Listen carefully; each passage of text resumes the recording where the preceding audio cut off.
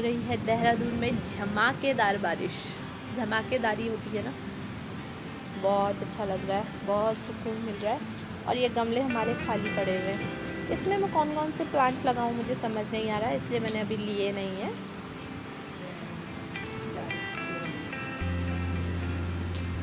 और ये देखो,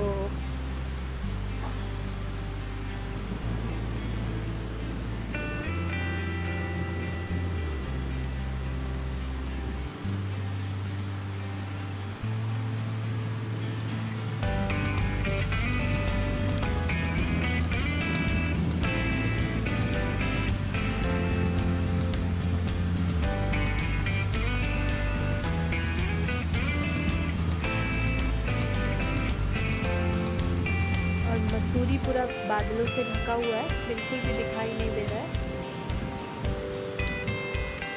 और बादलों की आवाज़,